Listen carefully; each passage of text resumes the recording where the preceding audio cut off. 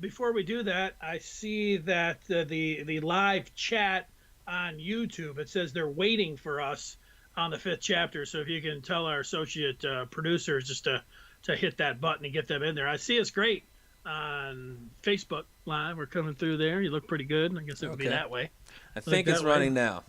Yeah, I just jumped up. Watch live now. Very well done. Give a shout out there. Yeah, with Urban Meyer, Urban Meyer, I think the way things are going in the NFL, I think the Lions should definitely pursue Urban Meyer. I think when it comes down to it, like there's going to be at least 7 openings. I could see Urban Meyer wanting to go to a lot of other places other than Detroit. The Spielman connection might be able to get it done. There's how much control that he could potentially get here with personnel, if that would be something. If you're hiring a coach before you're going with a GM and he's got that kind of persona, that maybe he could call some shots like that. I think that the way things have blended with the college game and the pro game, when you see the RPOs and the spread offenses, that's something where you can see the college coaches coming up, and the systems are the same. I think that you're going to see a lot of college coaches making the jump up here. I'm not the biggest fan of Kingsbury in Arizona, but Matt Rule seems to be doing all right in his first year.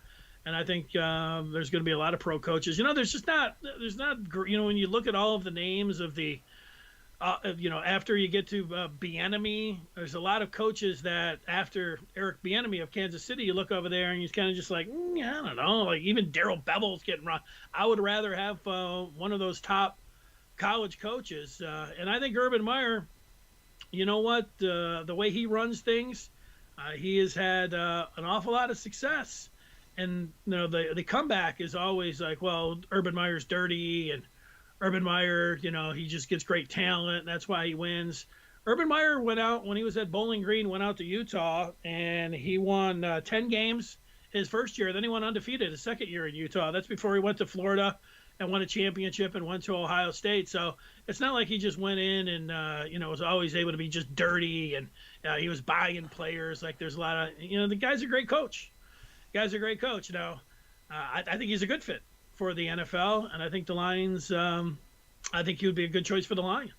Yeah, I was actually looking at Urban Meyer's coaching resume earlier in the day, and you're right about how he didn't have time to build up these programs outside of Florida and Ohio State. He didn't have time to build up these programs over a number of years or even over a full recruiting class. He was at Bowling Green for just 2 years before he went to Utah. He was only at Utah for 2 years before he went to Florida, and he completely turned those programs around in a very short period of time. I think in Ohio State's first year, obviously they weren't down in the dumps or anything like that. They were just 1 year removed from Jim Tressel. But they were on probation, though. Like they couldn't go. People didn't think they were going to come in. That he was going to come in there because they were down and they lost some scholarships, and he didn't lose any games. Exactly, they went undefeated. So he does have a reputation, at least in college, of turning things around quickly. But for me, this is about college football. I hate Ohio State. He's arguably their best and most successful coach ever, and he moved Ohio State from a top team in the Big Ten to the undisputed #1 team in the conference, and so much so that they're pretty much untouchable now, even with Ryan Day as the head coach, passing the torch to Ryan Day. And this is a man who's disrespected our state time and time again by not using the letter M. He thinks that our state's name should be Itchigan. He supports crossing out the M in the letter Michigan. And to think that he's going to want to come to Itchigan to coach the Detroit Lions, where there are a lot of Michigan fans rooting for the Lions, I don't think that he's going to want to do that. He crossed our southern border and stole our recruits. And when Jim Tressel knew his place and never crossed the border or hardly ever crossed the border, same thing with John Cooper before him. I don't have much tolerance for Urban Meyer because he's too much of a Buckeye. And I think that there are going to be a lot of Lions fans who root for Michigan and a lot who root for Michigan State who are going to be like you and say, I don't care once you put on the Honolulu blue and silver. It's not that big a deal. Just like when you draft Spielman, you draft Okuda, you draft Taylor Decker. Now that you're wearing the Detroit Lions hat and shirt and everything else, then we forgive you for what you did as a Buckeye. But there are going to be a lot more that are going to say, I'm sorry, I don't want Urban Meyer coaching the team. This is different than Jeff Okudah, in and out of there in 3 years, only played for about 2 years. This is different than, guys like Chris Spielman, who were drafted by the Lions and only spent a few years in Columbus and then were pretty much raised as an adult in the Metro Detroit area. Urban Meyer is a lifelong Buckeye, even though he spent some time at Utah and Florida. He grew up in Toledo, was raised in, I think, Ashtabula, Ohio, has always hated the state of Michigan. I don't think he would want to come to Michigan, regardless of the fact that Jacksonville is a more attractive opportunity from the ability to get Trevor Lawrence. But just the fact that he is such a Buckeye, I think that he's even if he's the best possibility, go for the second best option over bringing in this true scarlet and gray Buckeye to our state. Yeah, I think what you're saying is a lot of what I hear from people that I know that are Michigan fans when it's come up, which we can talk about for a second, which is, they wish that Michigan would hire, would you take Urban Meyer, at Michigan and automatically, Michigan fans, you're crazy, and they point all the reasons that you say. And then it's not really been a good conversation to have or a feasible conversation. But some want him. Well, they do, but most Michigan fans don't, and the Michigan administration doesn't. And then Urban Meyer, for what you're talking about, he has shown so much disdain for the state.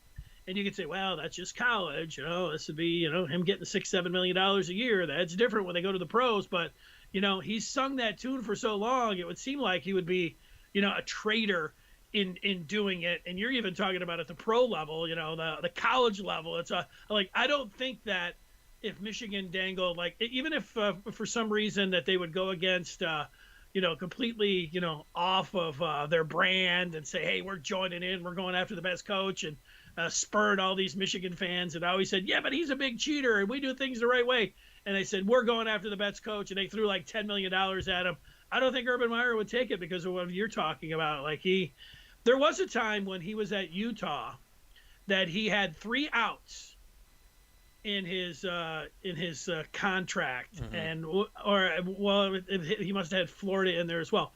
But in the Midwest, it was Notre Dame, Michigan, and Ohio State were the 3 schools that he had outs for. So there was always that part there where you thought, hey, maybe that, back then. But when he went to not when he went to Ohio State. Yeah, I knew that there was interest about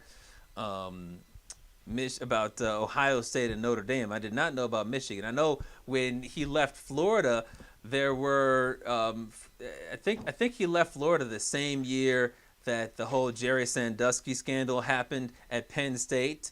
And I remember hearing rumors about, would Urban Meyer coach at Penn State? And I was like, I don't know if I want Urban Meyer because his whole situation at Ohio State is sleazy. I don't know if I want him there.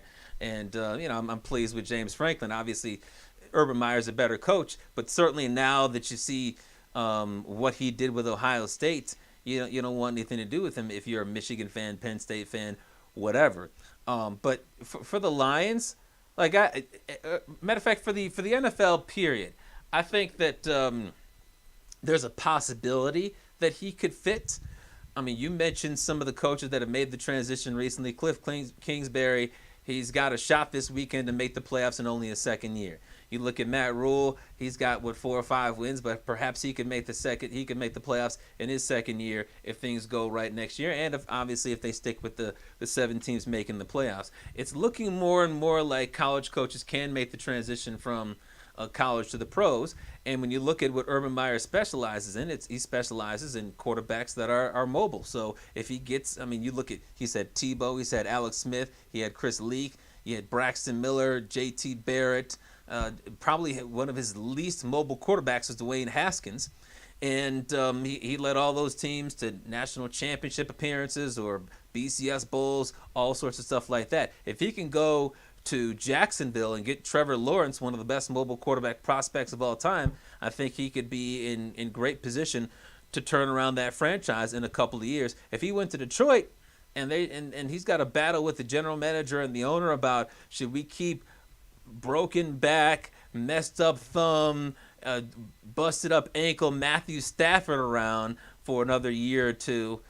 You want to talk about getting all sorts of headaches like Urban Meyer was known to get at the end of his tenure at Ohio State. He's going to get tons of that because he doesn't know how to. He's not got a lot of experience with statue quarterbacks. Yeah, I think that's the thing. First thing you have to do is wrestle with the part about the Ohio State connection, and for me, I'm able to move on for that. But the second thing you have to do is that when you look at the Lions opening is exactly what you're talking about. Like I would like Eric Bieniemy to come in to be the next Lions head coach as well, but Eric Bieniemy is going to have his choice of jobs that he wants to go to, and does he want to go and coach Trevor Lawrence or Justin Fields? Could I see Urban Meyer wanting to coach Justin Fields? Deshaun Watson. Yeah, Deshaun Watson, right down the list there. There's a lot of places that you look at that are going to be a lot more appealing than the Lions that are going to be throwing around just as much money. It's like it's almost like you have to take the top 3 or 4 guys and cross them off and just know that you're not going to have a shot with them because there's just going to be jobs out there that they're going to take before Detroit, like automatically. I mean, this is not the Lions are going to have some cap space. I mean, they could, if they lose next week, have even a top 5 draft pick again. But when you're just looking at all of those QBs out there and the situations, I don't think Urban Meyer, if he does want to get into the pros. You notice, what was the story? Jacksonville and Detroit, because of the Chris Spielman connection. I mean, yeah. Are you going to Jacksonville? Are you going to Detroit? No.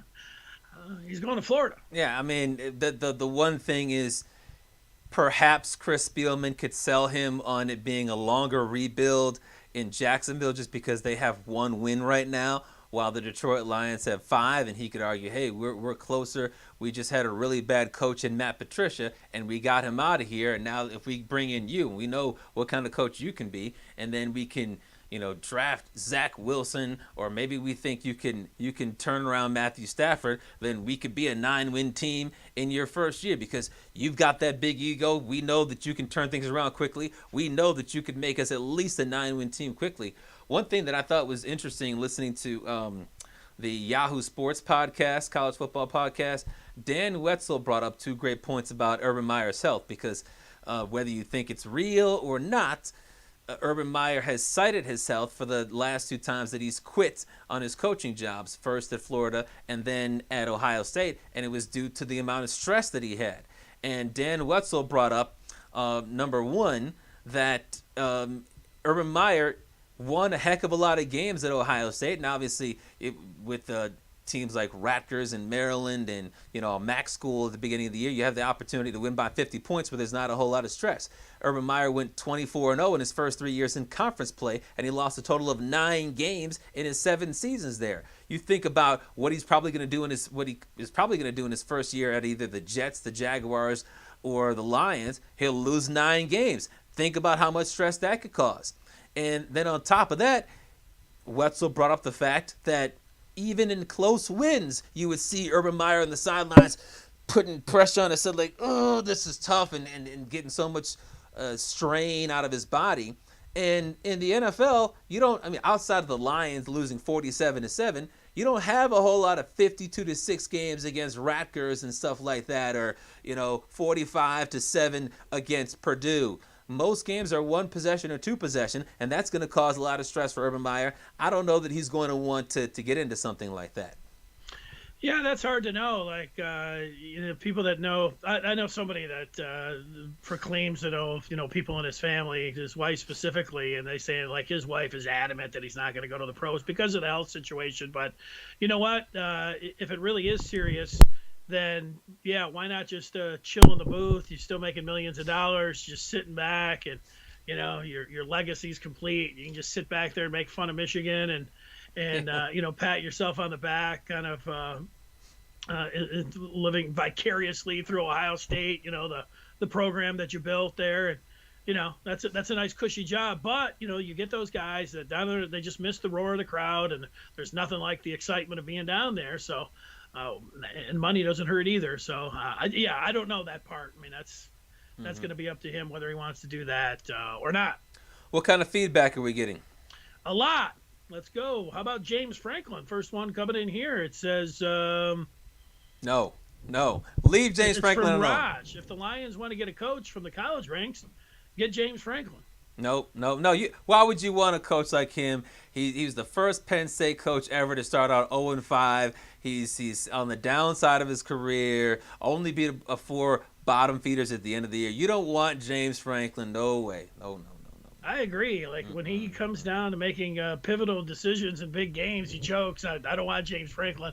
I'm with you on that. Some of the Happy New Years are rolling in already from How the about top. Chappy New Year? There you go. I stopped scrolling Twitter and joined. That's from Dan T. There you go. I think that means he subscribed. There you go. Nice job. Urban Meyer had health issues and could barely finish the season in his last year at Ohio State. He would come to the Lions and be a disaster. I do not want to see him coach the Lions. That's from Sideshow. Think about if you're like a lifetime Michigan fan, and even for the Michigan State fans that hate Ohio State, do you really want to put yourself in a situation where you're cheering for Urban Meyer?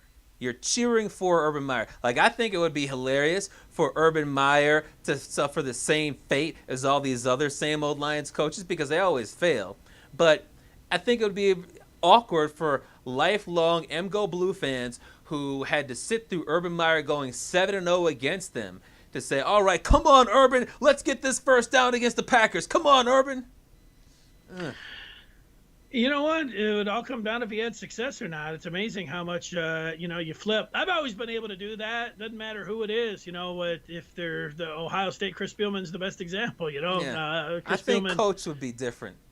Yeah, you might be right about that. Maybe he'd come in and I won't be able to get over it. I'd be booing him and everything else. Like, you think about a player, and they're there for a max of 5 years. At a school like Ohio State, they're only there for 3 or 4 years. And if they're there for 3 years, then they're probably only playing for 1 or 2 years. So, they're almost like a blip on the radar. Urban Meyer was there for 7 years. That's a heck of a long time compared to the amount of time that these players are there. Let's see. Nope, don't want him. The Lions, I'd take Day over him if we're going to go that route. And let's see. Oh, so the Urban Meyer emoji, good to know. I don't know what the Urban Meyer emoji means. So that is just on the live chat. Let me go to a Facebook here now and scroll over here. I'm looking through them here. Chat. Happy New Year from Tim. Jumping in there. Chappy New Year.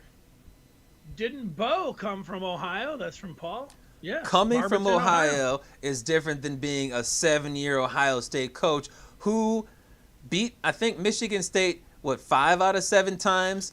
And although they split in the Big Ten championship, and then beat Michigan all 7 times. I think that's different.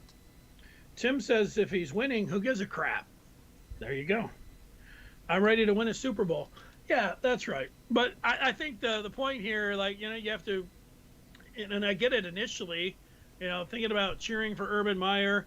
I think if you're one of those Michigan fans that, and I know you're not a Michigan fan, but you're also not one that, sits around and automatically just out of hand chalks up everything that Ohio State did for just being a dirty program and that Urban was just running a rogue program. That's the only reason that they had success. And we don't want an unethical cheater, going to the pros, or maybe you could say, he would fit right into the pros and everything. Well, there are fewer rules in the NFL than in college football. Yeah, I mean, the part about cheating here, if you look, in college basketball, the best, Mike Krzyzewski, the Duke's cheating left and right. I mean, it's facts.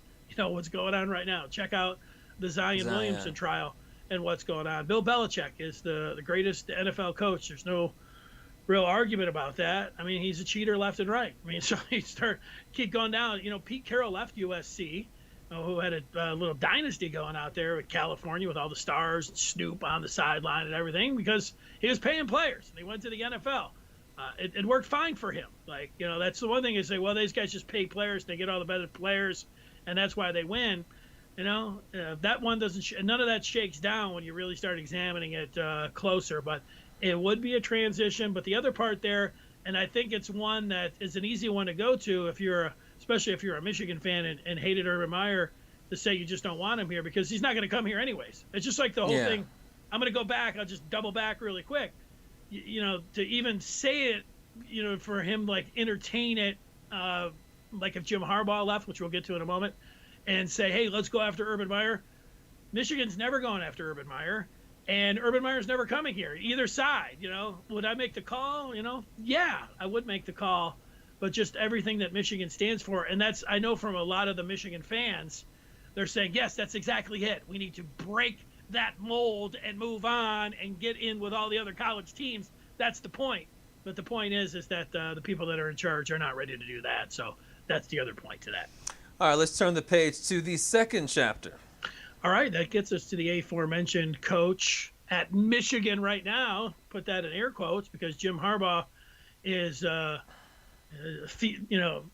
trying to get an NFL job right now as we speak. He's out there flirting. He's got his hand on the leg of the NFL, and he just keeps inching his hand up there and act like nobody's. I'm a Michigan man, and act Donald like Trump would approve of that.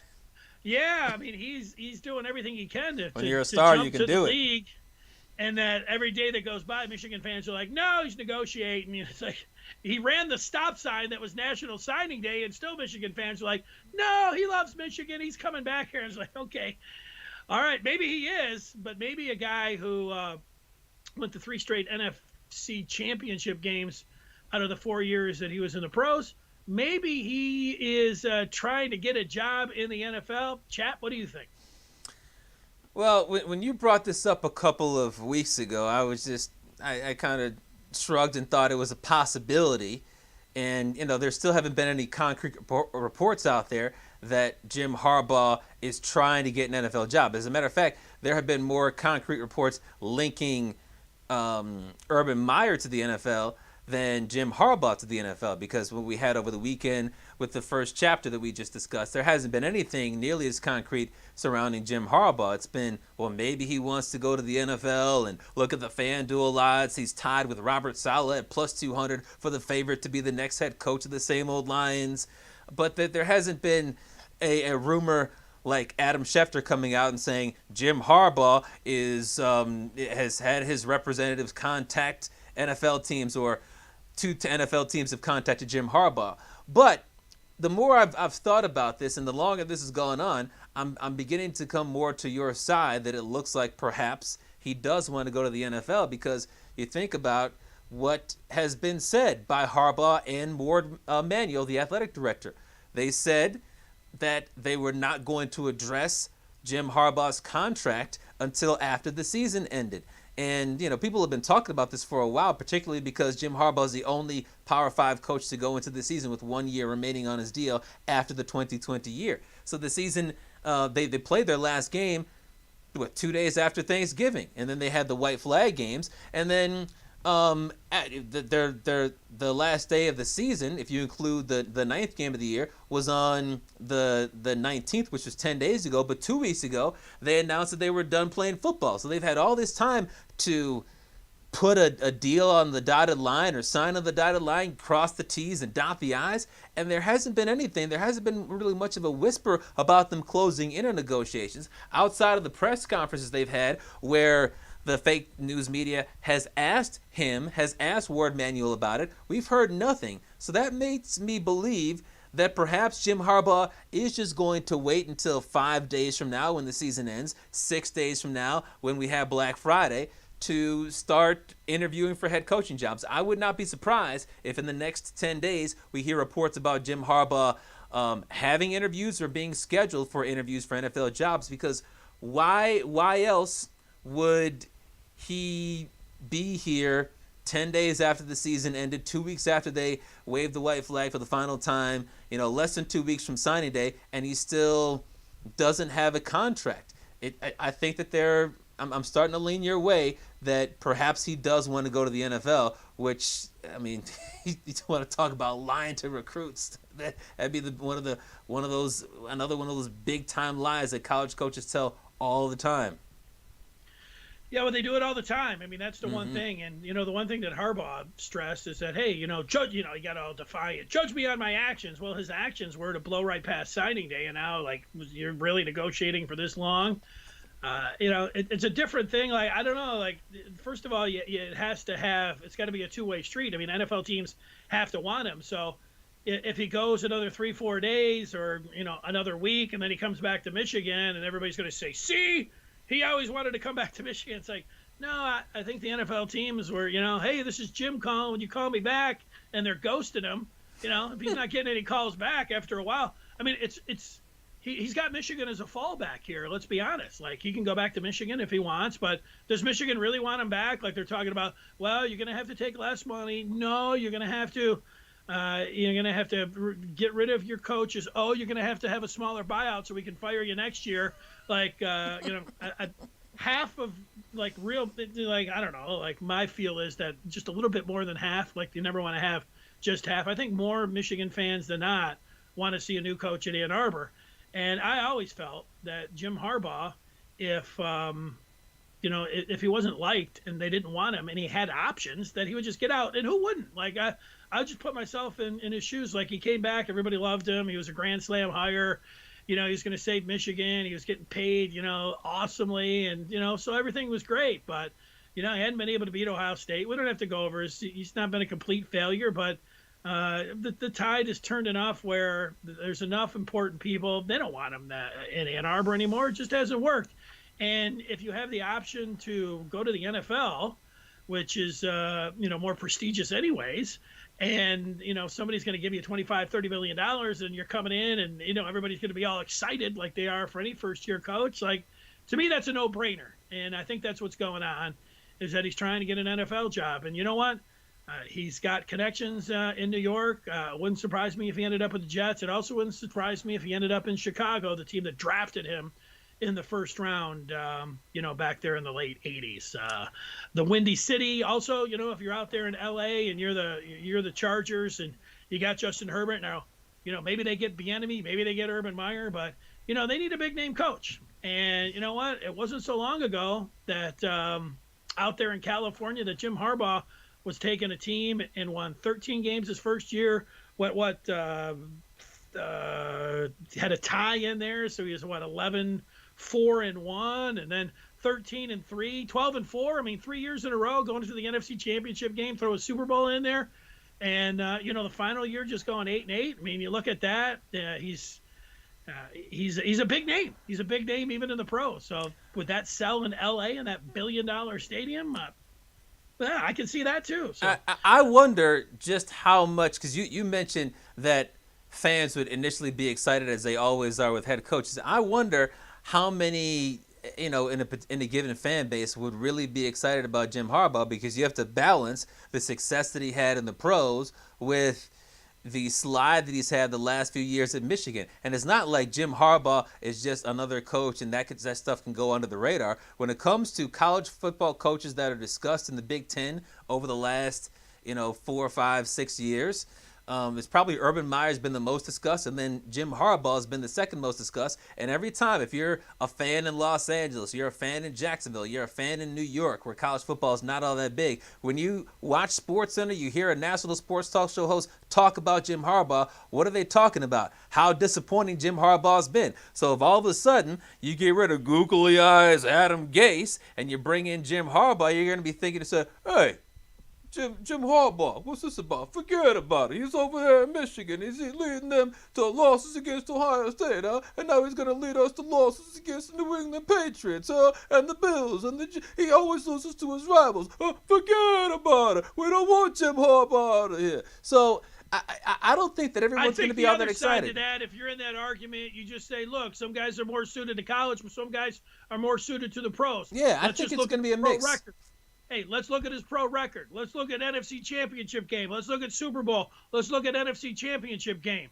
Let's talk about that. There's not many other coaches that do that. Normally, it's the other way around. Mm-hmm. That's what confuses everybody. Normally, it's Nick Saban bombing out in the pros, and everybody's happy to have him back in college. Oh, he's such a great coach. Everybody blows it in the pros. Except, nobody goes from college to the pros has really good success. Didn't win the Super Bowl, was competitive in all three of those championship games, and was competitive in the fourth quarter in the Super Bowl. But normally those coaches, in fact, all of them stay in the pros. They don't go back to college, so nobody really has any reference point. Sure, they're going to be a couple goofballs, but you know what? I think that it's a lot easier to say, hey, you know what? He's more of a pro coach. And actually, I think that's one of the indictments on him as a college coach. He came in and he's running things like, he would in the pros.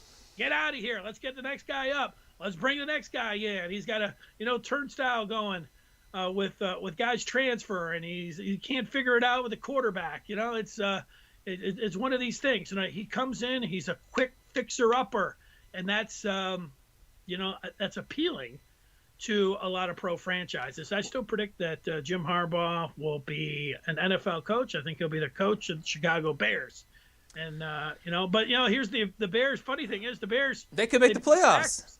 Right. So you might have to scratch them off the list. Yeah. And, the best chance for him to get a job might be, the Bears have, really come alive here. That's how things, it's the odd place. That's, I think, the best landing spot for him. And here they are, an inch away from making the playoffs, and maybe they got that. So did they do enough where you think that Mitch Trubisky now and the Bears are, really got something, and they're gonna hang on to the staff? Aren't they like 2 years removed from winning the division championship? So they would go from division championship, bad season last year, to making the playoffs in a 3-year span.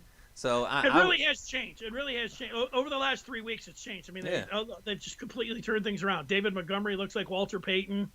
Mitch Trubisky is, all of a sudden, I saw the stat. The defense is back to looking like it was supposed to at the start of the year. Trubisky is got more wins as a starter than Deshaun Watson. All these things are going on right now. So, it really has changed that way. We do have some feedback. Oh, you got something else? One thing I wanted to mention is, when you talk about Jim Harbaugh and leaving Michigan and going to the pros, I think that there could be two reasons for Harbaugh to interview for an NFL job. One could be what we're talking about, and that is that he wants to leave, and that's why he hasn't signed the extension. Why sign an extension and then leave a couple weeks later? But when you talk about the reports about Michigan wanting to reduce his salary, make it incentive-laden, making it easier for him to be fired, perhaps he's just waiting to sign a contract so that he can interview with NFL teams, so that he can be offered an NFL job, so that he can have a more appealing college football contract, to give himself some leverage, to say, look, I know you guys are acting like you don't want me to go, but you really are that like you're afraid of me leaving, but you are afraid of me leaving, and I'm threatening to leave unless you scratch that out of the contract, and you give me a raise. So now the pressure's on you. I've got this contract right here from the Lions, or I've got this contract right here from the Jets. I'm ready to sign it in the next 24 hours. You let me know I'm not bluffing. I think you might be onto something. Show you my Christmas gift here. What do you think? It's a new one. Now, by meeting, are you talking about this show, The Fifth Chapter? Well, I don't know. It's my wife's coffee cup. I'm just using it. It's a good point, chap. You're wrapping up the year with making some good points. You got me flustered a little bit. Let's see here. We go to the live chat. Kenneth, the NFL doesn't want him. He burns out. Harbaugh has not been the same after the JT Barrett spot. I agree with that. That's from Dan. Lions should consider Mark D'Antonio as head coach. If Harbaugh did go to the NFL for the 2021 season, what shape would that leave Michigan in as far as putting a better product on the field than they did in 2020? Well, 2020 they just had 2 wins and it was an absolute disaster. They played well against Minnesota, but remember on Halloween they got punched in the mouth by Michigan State, and then it was barely beat Rutgers 3 overtimes. It was hell and an embarrassment.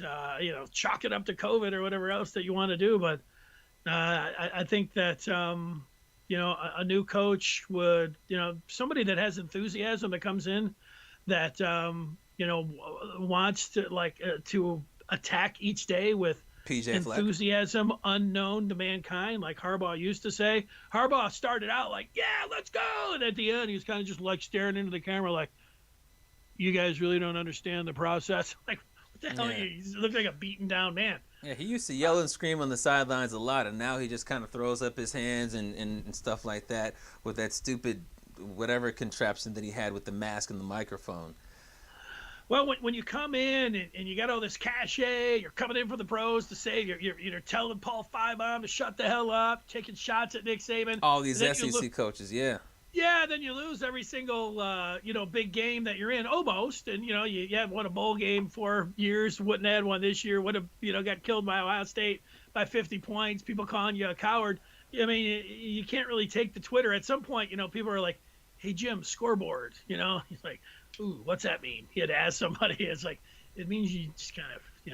But, I mean, Michigan fans shouldn't be, if you're one of the folks that doesn't want Jim Harbaugh, you shouldn't be concerned about the program's state if he leaves. And obviously, if he leaves for the NFL in the next 2 weeks, then that's the perfect time to hire a coach. It's not going to be like when Michigan State hired Mel Tucker in February. Hiring a coach in January is fairly normal. But one thing to be concerned about is all of the players that said, oh, yeah, we trusted Jim Harbaugh in December when he said he wasn't going to leave. Now we're going to enter the transfer portal before we step foot on campus and go somewhere else.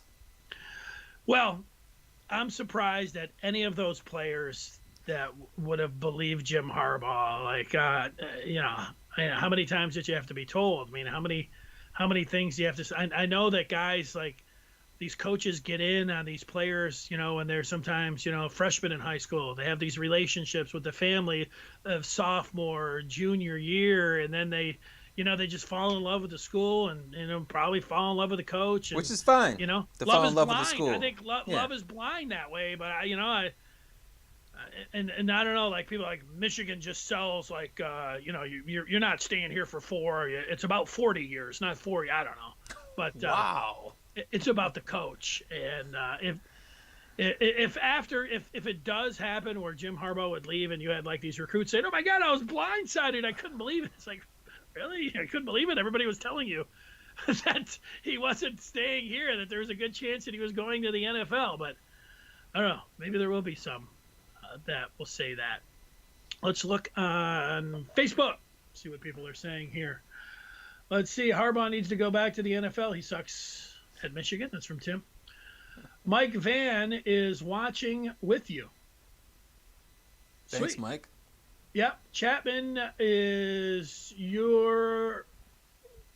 going to do voices, get lessons from Donna Barbaria. LOL.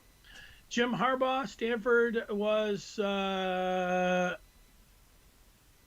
Jim Harbaugh. Oh, Stanford was his best coaching. Please go back. LOL. Well, anywhere in Northern California was his best coaching job. Yeah, maybe David Shaw will take the pro job, and then he'd go back to Stanford. Something like that could happen. Put the Pac-12 back on the map. Yeah, there it is. All right, there it is. We started out with a little Urban Meyer and Jim Harbaugh in the first 2 chapters. All right, now let's turn the page to the 3rd chapter, and that takes us to the NBA. And there were 2, I thought, absolutely unbelievable things that happened over the weekend, neither of which had to do with the Pistons, who are 0-3. On Sunday, I got a text from my sister that the Mavericks were leading the Clippers 69-23, and I couldn't believe it. And she said the game was on NBA TV, and she was right. I flipped on the game, and it was a blowout. 69-23 is not what you'd expect. Those are the types of scores you expect to see in a typical Urban Meyer versus non-conference opponent game in football, but not in the first half of an NBA game. And then the lead got bigger. The Mavericks led 77-27 at the half, a 50-point lead, the biggest halftime lead by any team in NBA history. Kawhi Leonard did not play in that game, but I mean that really shouldn't be any excuse for an NBA team. You lost the first half by 50 bleeping points. And after the game, Kawhi Leonard was asked about the team's play during the first half of that game and throughout the course of the game. And here is what he had to say. If I can get the right part for you. All right, here's what he had to say. This is courtesy of I ESPN. take full responsibility. It's a tough game coming from Christmas. I enjoyed my Christmas day. I enjoyed my Christmas day yesterday. Today just popped up on me a little too fast. I'll take full ownership of that, of coming out and being prepared to play today. Be a different situation come next game, and we'll be ready. Make sure our group will be ready. Okay, so Coach Fizz. Kind of a strange explanation there, saying that Christmas is the reason why he didn't play all that well. And then the other very strange story and crazy story from the weekend in the NBA was something that didn't even take place in an actual game. We're talking about practice. And we're talking about Steph Curry at practice. We'll just let this video play for you while we talk. But Stephen Curry, over the weekend on Saturday, was shooting threes, and he made a heck of a lot of them in a row.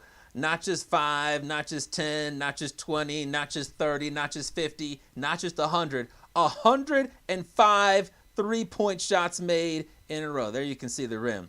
But Dennis, it begs the question, what was crazier? An NBA team leading by 50 at the half, or Stephen Curry making 105 consecutive three-point shots in practice? Yeah, they are both really crazy when you really think about it. The one part about, you'd say, hey, the NBA is a really bad night. The Clippers are one of the favorites to win it all. It's like, if that was the Pistons without Rose or Griffin, they had this B squad, you'd say, they got a bunch of 19-year-olds out there, and, maybe they're all hung over, and, look what happened. But, this is and I know Kawhi wasn't there, but man, this is supposed to be one of the best teams in the NBA to get shellacked by 50. It's unbelievable. What, it hasn't happened in 30, 40 years. Crazy stuff. And it's really an indictment. It goes back to last year. I mean, Doc Rivers probably sitting in Philly laughing, saying, yeah, you know what? I couldn't get those guys to play either. A bunch of party animals. And it comes out, they can't take anything seriously. And we got a squad to win it all. And we're getting popped, and we don't even get to play the Lakers. I mean, and I watched them play the Lakers the other night. They beat them, racked them up. It just shows that that team's got some serious issues here. Paul George admitted, like, you know what? I went out and I was partying. Probably had a bunch of other guys over. I had a good time on Christmas. Trust me. Yeah, he had a great time, and it's one of those things like. Really, if you take a step back in the NBA, it's like the whole thing, like you already got, you're 3-4 games into the season, and you got Kyrie and Durant already taking load management. And, if you're a fan of those teams, you're like, who cares? Who cares about the regular season? And then this year, who really cares about the regular season?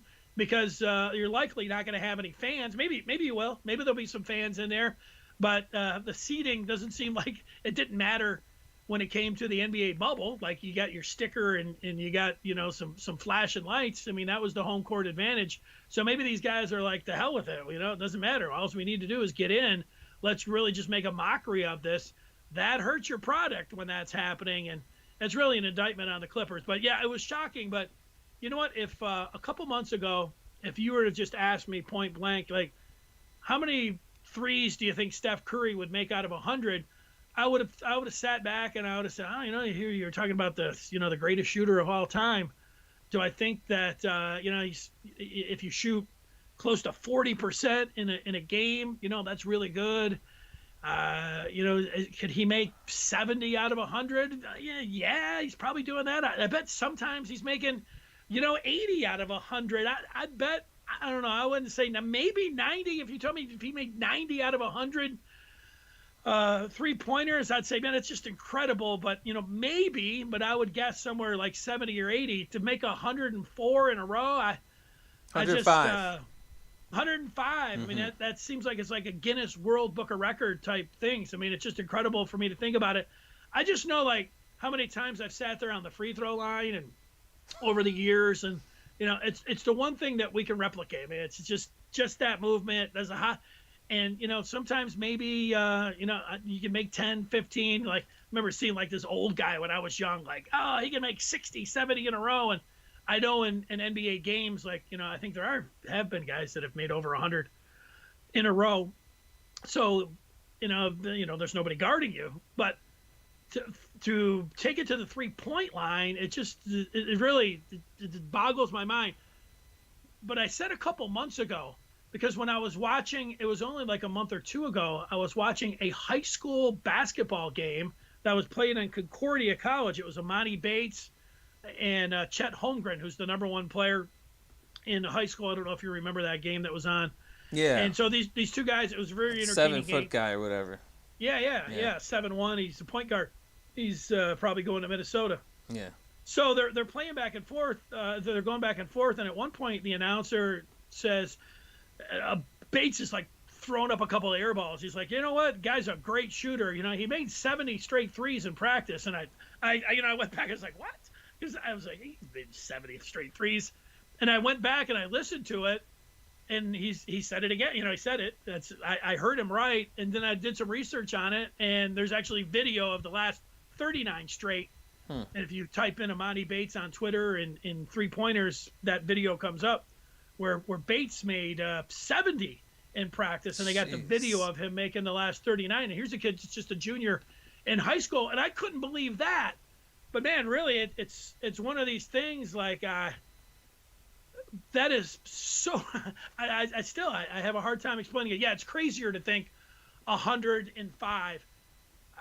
Before the Bates thing, if like I said, how many out of 100? If you'd have said how many do I think that if I could place a bet that Curry would have made, I'd have said, I don't know, maybe he makes 20, 30. If you wanted to say, I don't know, maybe he made 40. 40 seems crazy to me. So yeah, 105 is something I'm having a hard time comprehending. Yeah, it's tough because, both are crazy. An NBA team, much less the Clippers, they shouldn't lose a game by 50, and they lost the game by 51. But they lost half of a game by 50. 27 points is average for a first quarter, but they did that for a half of a game. But yeah, I agree with you. Making 30 or 40 threes in a row is incredible. I think that if the two of us went out and shot 105 layups, we wouldn't make 105 layups in a row. Great point. We wouldn't make probably 30 in a row. It would take a lot of effort, but we might be able to make 30 in a row. But 50 seems like it should be a record. I know you said Amani Bates made 70, but 50 seems like it should be a record. 105 to more than double that. And on top of that, look at where Stephen Curry was shooting. I get that he was shooting from the shortest portion of the 3-point line, where it's 6 inches shorter than if you're not shooting in the corner. But when you're shooting in the corner, there's less margin for error because you can't shoot it a little bit long and bank it in. There's really not much of an ability to use the backboard to make the shot. And if you looked at all those shots that we were just showing you, he was rarely hitting the rim anyway. They were mostly swishes, and if they weren't, they were rattling in and going in. There was no use of the backboard where it would bounce to the right off the backboard and go in. You also have to think about this. You have to stay in a rhythm, and he stayed in a rhythm the whole time. It's not just about him. It's about the staffers. They have to constantly have a ball from the staffer on the side who can pass it to him so he can shoot it. The pass from the staffer can't be at his feet or else I can get him out of his rhythm. Can't be up in the air, so he has to jump to get it. When you look at the staffer that was under the rim, he can't mishandle the ball and have it, bounce towards Stephen Curry so that it's distracting him when he's going up for a shot. Stephen Curry can't accidentally step on the 3-point line because guess what? That would be a 2-point shot. All those things have to go right. And think about this, if you get on a roll when you're making shots, if you're shooting free throws like you're talking about, you make 10, 15 in a row, all of a sudden you start thinking about it. You're like, oh, that's 16, 17, 18, and you can rattle yourself. I have to imagine after Curry hit about 20 that he was thinking about it, and he was perhaps wondering if he could rattle himself. The video that we showed was muted. Maybe there were some teammates or staffers that were like, oh, that's 50, oh, that's 60. But no matter what, he stayed in that groove. All that, I think, makes it just a little bit crazier than an NBA title contender losing by 50 in half of a game.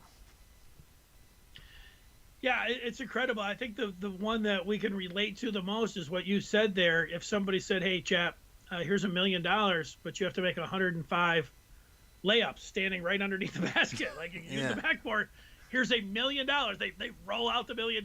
They get the cameras out there.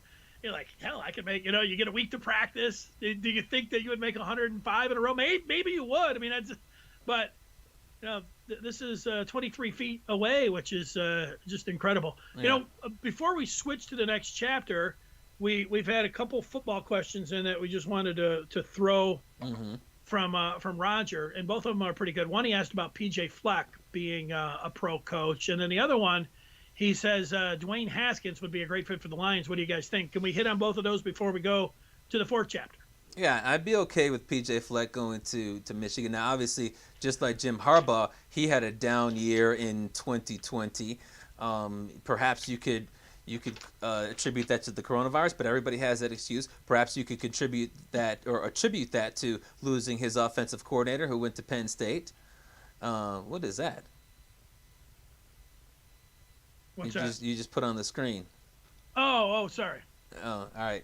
I mean, but when you look at what he did last year at Minnesota, when you look at what he did over his career at Western Michigan, I think that he would be the type of guy that Michigan is looking for. He has roots in the Midwest and in Big Ten country in terms of recruiting. I think that he'd be a good fit. And in terms of Dwayne Haskins, no, I would want no part of him if I'm the Detroit Lions. Even if Urban Meyer came to the Detroit Lions, I wouldn't want him. And obviously, Urban Meyer was Dwayne Haskins' last coach at Ohio State, and Urban Meyer's last quarterback at Ohio State was Dwayne Haskins.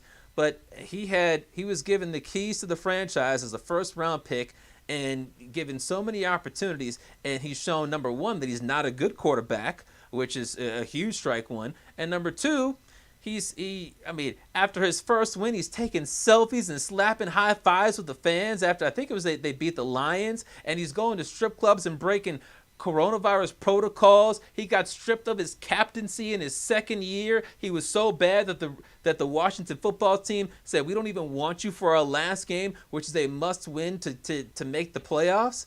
I mean, that's such a huge level of Buckeye maturity that I wouldn't want to touch that.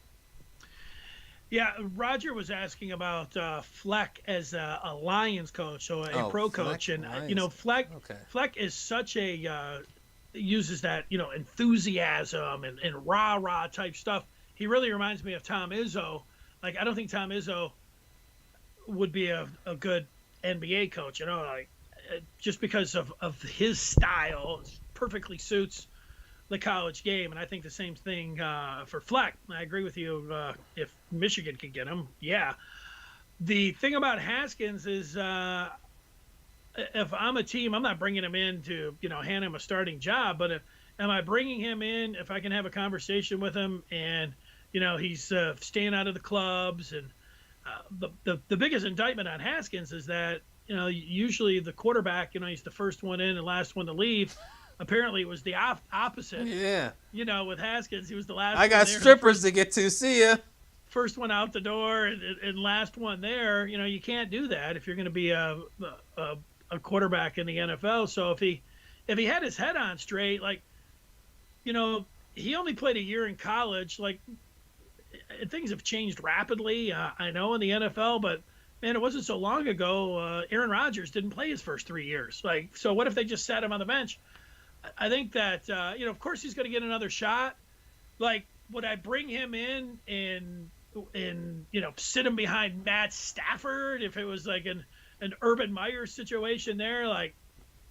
I can't really see that working out well, but could I see him going where Urban Meyer goes if he went to the NFL? I could see something like that, but it really comes down to Haskins. It's going to be, if you're answering yes, you'd want to bring him in. Part of that, what goes with it, is him saying that he's completely changing around. He's got the message, and that he's really going to start putting the work in. But until Didn't you say they that, say that no. a week or two ago? Right. So it's got to be actions. But Hashtag never trust a Buckeye. You get a shot to go somewhere, and maybe in a year or two he'll you always need quarterbacks. So Okay. Too bad, man. He really threw that chance away, huh? Yeah, That's how to get out of the NFL quickly. Yeah, you can't even make it on the Washington football team. All right, let's turn the page to the fourth chapter. All right, that gets us to college basketball, and one of the teams that was thought to be the best in the Big Ten, if not the country, was Tom Izzo's Michigan State Spartans. And when they beat Duke early in the year, it's like, yeah, they did it, but there were no fans at camera. It's like, hey, a win's a win against Coach K. But then the Big Ten came around, chap, and they've lost 3 straight. Northwestern, Wisconsin on Christmas Day. Mm-hmm. And the last Minnesota. one was last night against the Gophers. That's right, in Minneapolis. What do you make of this 3-game losing streak to start the Big Ten out for Tommy Izzo? Well, I'll at least start it out by saying at least the Spartans lost to 3 good teams, because Northwestern didn't just follow that up with a loss to Nebraska and Penn State. I believe they're still undefeated in the conference. And you look at the other 2 opponents. Wisconsin is a top 10 team. Minnesota is ranked and only has 1 loss. So from that standpoint, they're not going out there and losing to bottom feeders. But Michigan State is dead last in the conference. And in their last game against Minnesota, they were down, 31-11 at one point yesterday. They lost by 25 points. Tom Izzo was so flustered about the progress or the regression of this team after the first 2 games of the conference season that he started Foster Lawyer, a MAC level scrub at point guard. This is I think these first 3 games are a sign that Michigan State is not going to be a Final Four team. They're not going to be ranked in the top 10 or 15 at any point later on in this season. I mean, you think about winning the Big Ten championship. That's not happening. It's certainly not the regular season championship. It's going to be tough for them, the way they played last night, to finish with a winning record, because they're 0-3. They'd have to go 11-6 down the stretch in their final 17 games to get to a winning record in conference play, and they don't look like that kind of team. I think a lot of this goes back to, I mean, first of all, I don't have any idea what's going on with the offense right now. It just looks lost and flustered. But a lot of it, I think, goes back to recruiting. I've been saying for the past couple years that Foster Lawyer is a MAC-level bum. I get that he was great in high school, but he needs to transfer because he's not a Big Ten player. I wouldn't want him on Penn State. And I've been saying for the last couple of years, Tom Izzo's obviously going to recruit a point guard in the next couple of years to take the reins from Cassius Winston. I said the same thing last year, because if not, it would be an embarrassment for MSU. And what do you have for these first 3 games? An embarrassment for MSU, particularly yesterday. They experimented with Rocket Watts at shooting guard, moving to point guard, and they didn't like that in the first couple games of the Big Ten play. They moved to Foster Lawyer, and outside of him making a 3-point shot when his defender fell down, Foster Lawyer did next to nothing in the first half, and he doesn't do anything well, like nothing. He's not a great passer. If he's wide open, maybe he can make a 3. He can't drive the lane. He can't get to the free throw line. So I think Izzo not recruiting a Big Ten level point guard to replace Cassius Winston is a problem. And on top of that, offensively, there's one of the most inexplicable things about them is they don't get to the free throw line at all. Josh Langford has not attempted a free throw in the first 3 Big Ten games. I know he's a shooter, but not attempting a single free throw. On top of that, Rocket Watts is even worse. He's 11 for 13 at the free throw line for the season, which means he can shoot them well, but he has not attempted a free throw in the last 5 games, all 3 Big Ten games and the 2 previous games before that. How is it possible that this team is afraid of contact, doesn't know how to draw fouls? If you get an opponent into foul trouble, that hurts them because some of their best players are sitting on the bench. It gets you free opportunities to score when you're laying bricks like you were doing last night against Minnesota. It's baffling where this team is. And then on top of that, thirdly and quickly, they don't have any first-round draft pick talent on this squad right now for the 2021 draft, which they have had in the past. Yeah, I think all those things that you say are true, and the biggest one is that, it's going to be tough replacing Cassius Winston, but they don't have a replacement for Cassius Winston, and the 2 guys that they thought would be able to do it, Watts and Foster Lawyer, they're just not the answer there. They got a freshman in A.J. Hoggard that, maybe He's got some size to him, but He's not ready. it doesn't look like he's ready. You're right. The only thing that State has going for him is that we've seen this in different years where Michigan State at different times of the year, they go into these 2-3 game slides and everybody's like, look, man, Izzo's lost the team. This team sucks. They can't hit the broadside of the barn. Izzo pops the hood, starts benching guys, moving guys around, crying. He'll get out in the media and start talking about, somebody took a shot at one of his kids on some posting board, and then he rallies around. They rally around him, and by the time March comes, he's got them ready to go, and they start winning games. I mean, you've seen it at least a half dozen times. Not this year. But that's what they've got going for them. You might be right. But you know what? They look pretty good against Wisconsin. I mean, I watched them. That was a game, even though I think it ended up double figures. I mean, it was tooth and nail. They have to get better at running some of their sets there. Hauser's come in. They're just relying on the 3-point shot a little bit too much. I don't know, Aaron Henry, he's supposed to be a star. I'm watching him last night. He's just going to the bench. And he's like, well, he withdrew his name from the NBA to come back. He seems like he's going to be the key. And all these guys that they have on the bench, Izzo's got the pick of the litter when it comes down to recruiting. And none of these guys are getting any run. So I don't know. They're not accepting the challenge in practice. So he's just got him right on the bench here. And but they do have Izzo, and he's been down this path before. He's been down this road before. So I'd bet against him. But I've seen it happen too many times where, he's. I'm not the biggest wrestling guy, but they always show that meme of the guy popping up out of his coffin, right? Yeah. Well, I could understand that if this was a 3-game losing streak during the middle of the season that dropped them to like 6-4 in conference play, but this is to drop them to 0-3 in conference play. Number one, and number two, in those seasons where they've had those struggles in the middle of the year, he's had great leadership. Last year, Cassius Winston. He's had other great leaders in his time with Draymond Green, with Mateen Cleaves, with Denzel Valentine. Who's the leader of this current team? It's certainly not Foster Lawyer. It's not Rocket Watts. Is it Joshua Langford? Is it Thomas Kithier? Joey Hauser just got there. Is it Gabe Brown? Is it Aaron Henry? Whoever the leader is, it's one of the worst leaders in the Tom Izzo era, and that's not even getting to the part about not having a lottery talent like a Jaren Jackson or not having a first-round pick or something like that. If they had leadership to build around, I could say, all right, Tom Izzo will get a turnaround, but they don't have the leadership. And let's also not forget, 9 teams are in the AP top 25 in the Big Ten, including Michigan State. They're going to have to turn it around against some really good teams. Yeah, they don't have a lot of size up front. Henry, I think, is the guy. No, you're right. It's one of those things, again, because it's Tom Izzo, but I would bet against him of them not being a top 5 team in the Big Ten, where heading into the season, just if you had talked to me, 3 weeks ago, I would have said that they are one of the top 4 teams. Now I don't think they're one of the top 5 teams. So. All right, you want to get to some feedback or head to the 5th chapter? People are ripping on Ohio State quarterbacks at this one. Yeah, nobody had anything to say about Michigan State basketball. Understandable. Yeah, let's get to the 5th chapter.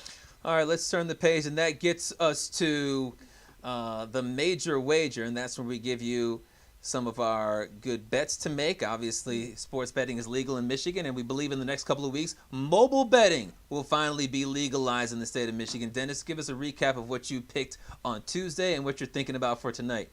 Well, I picked Arizona, which was a loss as they went down in flames. I've been riding them. That was not a very good pick.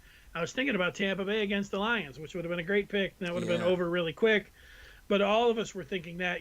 The Week 17 menu is a little bit daunting because there's not a lot of good games. I like the Cowboys. There's a team that I picked to make the Super Bowl before the season. Now, still got a shot. They still do have a shot, but they have to win. Coming up against the G-Men on Sunday, it's a low number. It's 2.5 points. I'm going to take Dallas to win that game. I'm going to take the Cowboys. I like that pick. Last Tuesday, I made a bad pick as well. I picked Wagner -6.5 against Sacred Heart, and I picked it because the day before they had won by like 15 or 20. but Sacred Heart won that game outright, so that was a bad pick. Today I'm going to the NBA. I considered going Warriors to cover against the Pistons, but I wanted to make a pick that our viewers could actually bet on. So I'm going to go with the team that lost by 51 points over the weekend. The Clippers lost by 51 to the Mavericks. We talked about them in the third chapter. They're favored by 10.5 tonight against the T-Wolves. That game is at 10:05. They've had a day to think about that embarrassing game. I think they're going to be motivated. I believe Kawhi Leonard, who did not play on Sunday, is going to play. The Timberwolves are also coming off of a huge loss, 36-point loss to the Lakers, and so they might have similar motivations. The differences are that the Timberwolves' best player, Karl Anthony Towns, is certainly not going to play because he's got an injury. And the Timberwolves are not a title contender. They're not even a playoff contender. I think the Clippers will easily cover that 10.5 number. Clippers. Yes, All right. the Clippers. Hopefully Paul George, wasn't dipping into some of his Christmas Day stash. Yeah, we had to think about that loss all day on Monday, so I had a Christmas, a December 28th Fith for myself. Hey, I remember when he re-signed or signed an extension there with Oklahoma City. He had a party, and Nas came out, was singing. Like, he knows how to party. Yep. All right, let's get to that fifth chapter. We got one more chapter to go. We're gonna No, get this to is the fifth chapter. That was it. Oh, that's it. Yes. We're done? Yes. Oh, we're not going to talk about Matt Stafford. Okay. All right. Well, hey, we will. I'm going to throw this right to Chap live on the air. Coming up on Thursday, as you know, is New Year's Eve, and I have plans at 7 o'clock on New Year's Eve. You can probably think about what it is, but I've had these plans for a while. So our show starts at 7:30, so I am not going to be able to do the show if we have it at our regular time on New Year's Eve at 7:30. Chap, I would be available at 6 o'clock, so I'm going to throw the ball and put it in your court. We either do a show on New Year's Eve at 6 o'clock, or we'll see you in 2021. You make the call. We'll do it at 6. We'll do it at 6. All right, we will see you at 6 o'clock on New Year's Eve. And you know what? We will talk about Matt Stafford. He will be one of the chapters coming up on Thursday. Thanks for watching. Good night. The mitten by way of Penn State. When Chapman gets to talking sports, the people can't wait. He represents the mitten. Be a true EMU, but cut Dennis in the fall, and his veins bleeding blue. They got respect around the state. When that light turns red, so don't sleep on these dudes. Just invite your friends to cut your nap short and tip your cap for and sit back for the Fifth Chapter. Brian Chapman. Dennis Fithian. When they open their mouths, they spitting the facts, bro. This ain't even optional, man. You just have to tune into YouTube to watch the broadcast or download it to your phone to peep the podcast. They mix laughter, they get after. It's all captured in the Fifth Chapter.